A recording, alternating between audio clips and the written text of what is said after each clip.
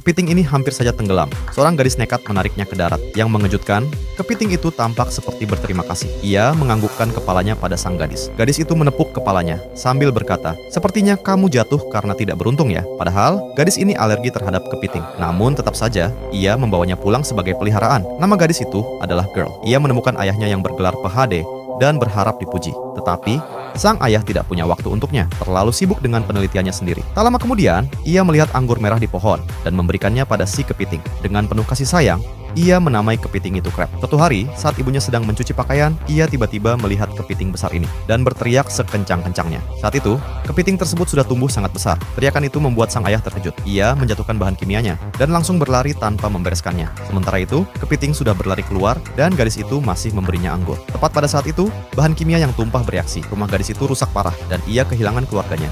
Hanya menyisakan kepiting sebagai satu-satunya teman. 100 tahun kemudian, seorang petani kehilangan sapinya. Ia mengikuti jejak yang mencurigakan, hingga menemukan sapinya tinggal tulang, dan sebuah lubang besar di lumbung. Polisi segera datang ke lokasi. Mereka menemukan jejak kaki aneh, dan sebuah benda keras besar. Polisi memanggil seorang ahli biologi untuk membantu. Mengikuti jejak tersebut, ia terkejut dengan apa yang dilihatnya. Telur kepiting sebesar bola basket telah menetas semua, dan ada cangkang kepiting raksasa di sudut. Jika aku membawa ini dan menjualnya, aku bisa dapat $60 dengan mudah. Saat ia hendak memanggil bantuan, seorang wanita menunjuknya dengan tongkat kayu, memintanya pergi dari wilayahnya sekarang juga. Tanpa pilihan, ia pun pergi dengan cepat. Pada malam hari, seorang gadis dengan celana hitam terkilir kakinya. Seorang pria tua menawarkan tumpangan, namun mereka berdebat soal harga. Wanita itu bersikeras turun dan berjalan sendiri. Pria itu turun dan mengejarnya. Namun, ia tersandung sesuatu. Saat menoleh, ia melihat gerombolan kepiting kecil. Sebelum sempat bereaksi, ia pun tergeletak tak berdaya. Wanita itu pucat ketakutan dan berlari ke jalan sambil berteriak. Beruntung, seorang pengemudi menyelamatkannya. Melihat kepiting di jalan, pengemudi itu terus melaju melewati mereka. Tiba-tiba, seekor kepiting raksasa muncul di depan.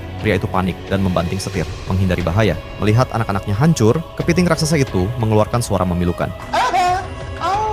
Keduanya pergi ke sebuah tempat dan menceritakan semuanya. Ahli biologi itu mendengar dan langsung mengerti. Cangkang raksasa yang ia lihat hari itu ternyata berasal dari kepiting ini. Ia meminta pria itu mengantarnya kembali ke lokasi. Saat mereka tiba di hutan, mereka langsung berhadapan dengan kepiting itu yang kini mengejar manusia.